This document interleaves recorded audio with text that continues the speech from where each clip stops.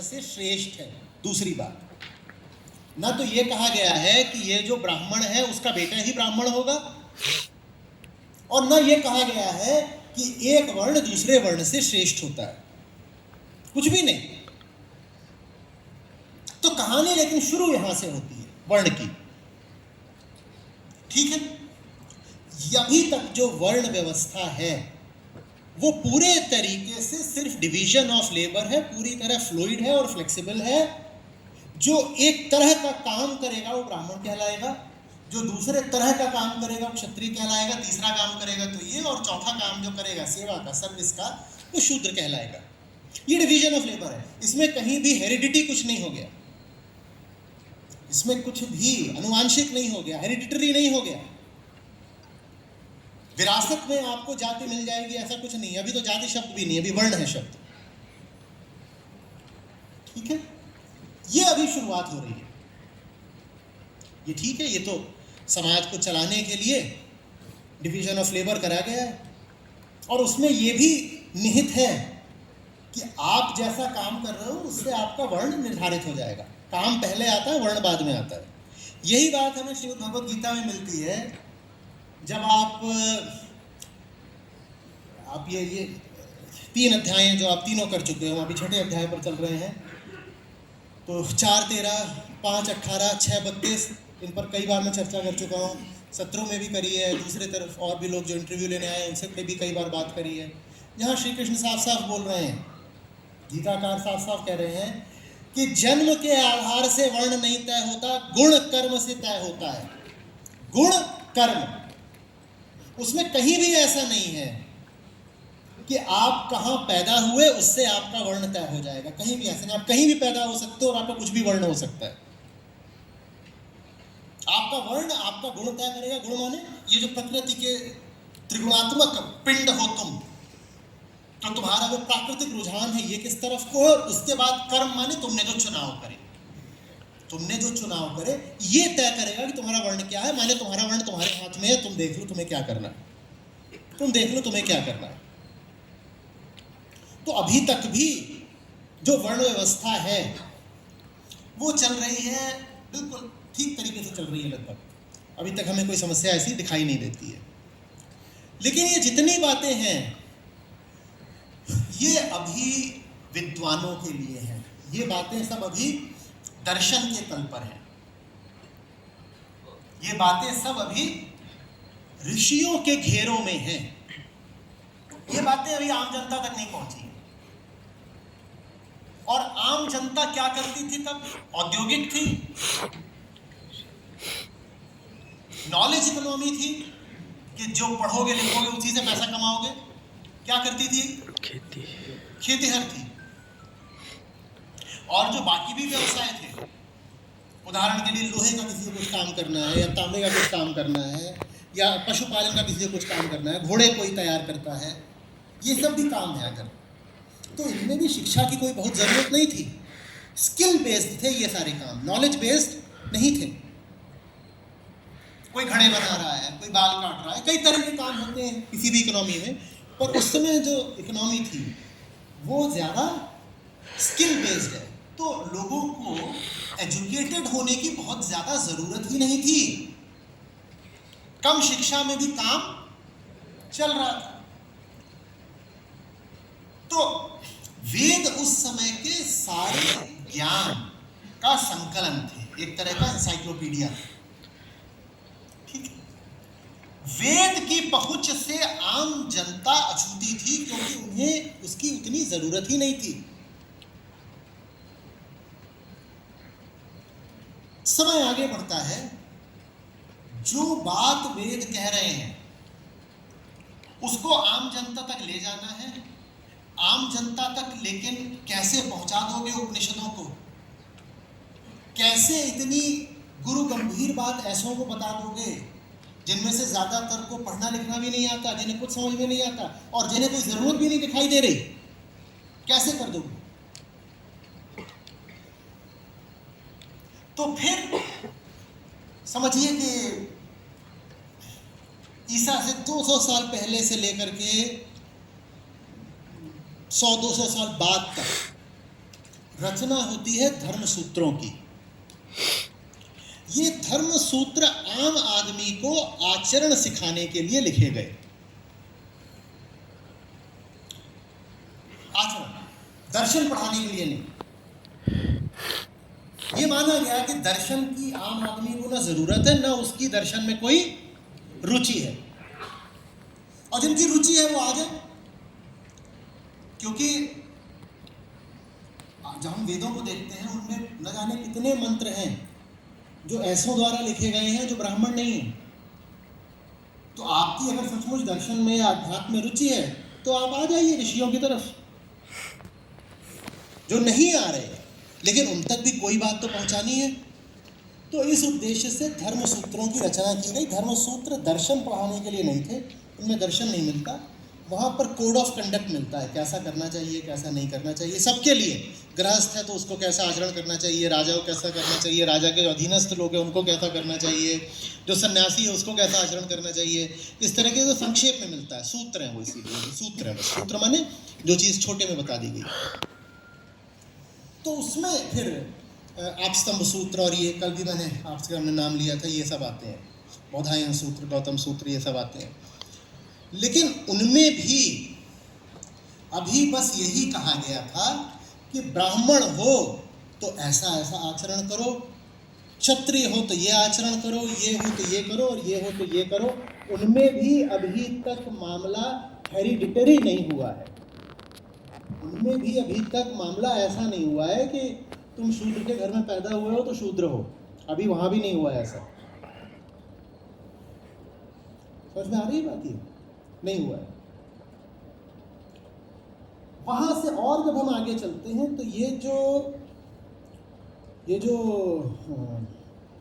सूत्र हैं, धर्म सूत्र, ये बन जाते हैं धर्मशास्त्र। अब कुछ नया होना शुरू हो रहा है, एकदम नया, एकदम नया। अब सूत्र और शास्त्र में अंतर ये है कि सूत्र छोटे में है और शास्त्र में उस छोटी सी बात को आधार बना करके पूरी एक व्यवस्था खड़ी कर दी गई है, लॉ एंड ऑर्डर की। एक पूरी लॉ बुक बना दी गई है, लॉ बुक। अब बस एक पॉइंटर नहीं है कि तुम्हें ऐसा कंडक्ट करना, बस एक सूचक नहीं है।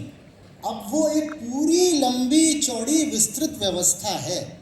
अब वहां से आती हैं स्मृतियां। स्मृतियां उसमें है मनुस्मृति, याज्ञवल्क्य स्मृति, नारद, पाराशर, ये सब। नई चीज अब ये होती है कि जैसे मनुस्मृति है तो जो ऋग्वेद का पुरुष सूक्त है वो मनुस्मृति में भी मौजूद है, बिल्कुल वैसे का वैसे ही। पुरुष सूक्त है वो वहां भी मौजूद है। कौन सा वाला हिस्सा? कि पुरुष के मुख से ब्राह्मण और बाहों से क्षत्रिय, वो वाला हिस्सा वहां भी मौजूद है, वो मंत्र वहां मौजूद है। लेकिन उसके साथ में ये सब भी मौजूद है कि ब्राह्मण श्रेष्ठ होता है, जो बात ऋग्वेद ने कभी नहीं कही। और ये भी मौजूद है कि अगर ब्राह्मण की बात नहीं मानोगे तो दंड क्या मिलेगा, ये भी मौजूद है। उसके साथ वही बिल्कुल कि शूद्र अगर वेद सुन ले तो उसको कैसा दंड मिलना चाहिए। संपत्ति के अधिकार सबके अलग अलग कर दिए। समझ में आ रही बात? तो अब ये एक नई चीज शुरू हो गई जो वेद ने कभी बोली ही नहीं है। वेद जो बात बोल रहा है वो आध्यात्मिक है। वेद उस दिशा से आते हैं। वेद ब्रह्म की ओर इशारा करना चाहते हैं। पुरुष सूक्त को आध्यात्मिक साहित्य में ऊंचा स्थान मिलता है, वो सब कुछ मिस्टिकल है। लेकिन वो जो उसमें बात है, जो ट्रुथ है, उसको कोऑप्ट कर लिया सामाजिक व्यवस्था, क्योंकि ये स्मृति है, वेद श्रुति है, स्मृति है, वेद श्रुति है। वेद की बात को स्मृति ने पकड़ करके सामाजिक व्यवस्था के हिसाब से गोल गोल घुमा दिया और अब ये कह दिया कि ब्राह्मण ऊपर होता है, जो ब्राह्मण के घर में पैदा हुआ है वही ब्राह्मण है। वही जो अभी आप जैसे जैसा हालचाल देख रहे हैं वो हालचाल मनुस्मृति में मौजूद है। और मनुस्मृति आती है ईसा के 300 साल बाद से लेकर 600 साल बाद तक के किसी काल में आती है। विद्वानों में उसमें थोड़ा सा मतभेद है। समझ में आ रही बात? तो अब ये गड़बड़ यहाँ सर अब शुरू हो चुकी है, बल्कि बड़ा रूप ले चुकी है। इसके बाद लेकिन जो होता है वो और रोचक है, और रोचक है। अब शुरू हो चुका है पौराणिक काल। अब शुरू हुआ है पौराणिक काल। मनुस्मृति भी बुक ऑफ लॉ है, बुक ऑफ गॉड नहीं है अभी तक। मनुस्मृति भी एक सामाजिक व्यवस्था दे रही है। मनुस्मृति भी ये नहीं कह रही कि ये धार्मिक व्यवस्था है। लेकिन जब पौराणिक काल शुरू होता है, अब पुराण लिखे बहुत अच्छे उद्देश्य से गए थे।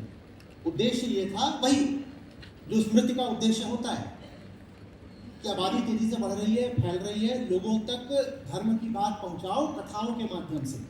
तो पुराणों में हमें इसीलिए ज्यादातर कथाएं मिलती हैं, एक के बाद एक कथाएं कहानियां।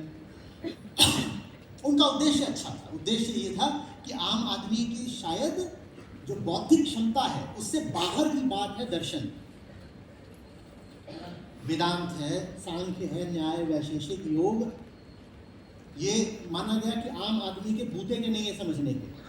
तो कैसे आम आदमी तक कुछ पहुंचाए, तो उसके लिए कथाएं कहानियां रची गई कि उस तक कुछ तो मोरल्स, इसका एसेंस पहुंचेगा, कुछ तो उस तक हम नैतिक बातें पहुंचा पाएंगे। तो इसलिए जो इस कोटि के लोग थे उनके लिए पुराण रचे गए। लेकिन जाने अनजाने वहां कुछ और नया हो गया। क्या नया हो गया?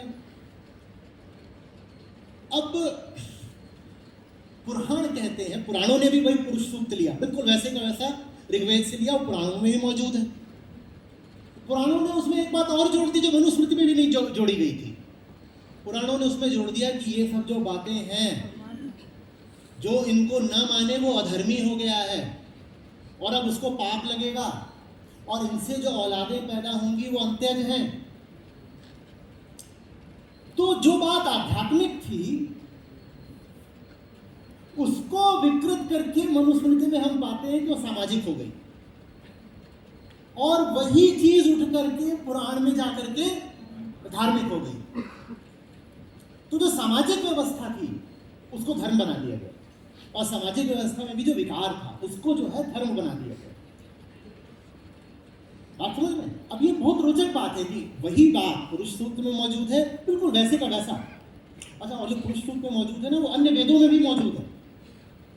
वो ऐसा नहीं कि बस ऋग्वेद में ही मौजूद है, अन्य है, ब्राह्मण है, अन्य वेदों के भी हैं, उनमें भी वो मौजूद है।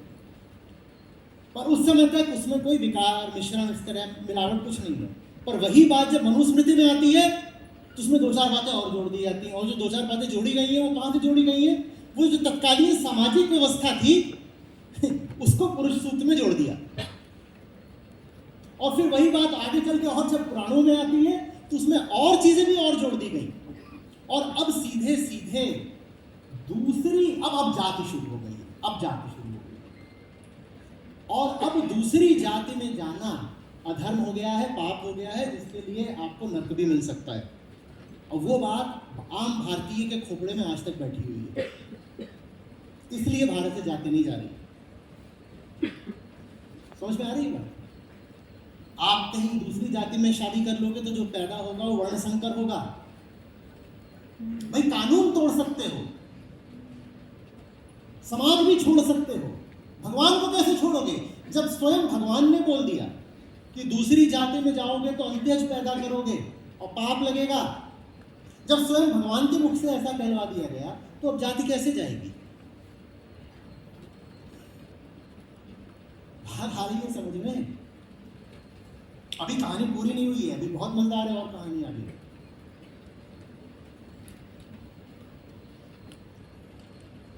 ये रोचक किस किस को लग रहा है मामला? इसलिए मैं आपसे बोला करता हूं कि श्रुति और स्मृति का भेद समझो। स्मृति माने तत्कालीन सामाजिक विचार कि समाज में क्या चल रहा था, और जो समाज में चल रहा होता है, दुनिया के किसी भी समाज में बहुत अच्छा नहीं होता, क्योंकि लोग तो लोग होते हैं, गड़बड़। इसीलिए तो ऋषि समाज छोड़ करके जंगलों की ओर गए थे और पहाड़ों की ओर गए थे। और फिर ऋषियों ने जो रेवल्यूशन उनको आया उसको बोला जाता है श्रुति। और समाज में जो सब चल रहा था उससे स्मृतिकारों ने जो ग्रंथ लिखे उन्हें बोला जाता है स्मृति। इसमें निश्चित रूप से श्रुति का स्थान ऊंचा है और माना भी जाता है, क्योंकि स्मृति तो सामाजिक व्यवस्था है, उसमें कुछ नहीं। और स्मृति को भी कुछ सम्मान तभी तक मिलता है जब तक वो श्रुति का अनुगमन करती है। जहाँ वो श्रुति को काटना शुरू कर दे वहाँ स्मृति को है कि हटाओ इसको, बात ऐसे ही है। जिसने लिखा है उसका व्यक्तिगत विचार है, उसको हम धार्मिक बात नहीं मान सकते। आ रही बात समझ में? तो अब पौराणिक काल के साथ जाति बिल्कुल वो भयावह रूप ले चुकी है जो हम आज देख रहे हैं, आज से भी ज्यादा, क्योंकि आज तो थोड़ा मामला ठंडा पड़ा है, बिल्कुल भयानक रूप ले चुकी है। शुरू होता है आगे भक्ति काल। भक्ति काल और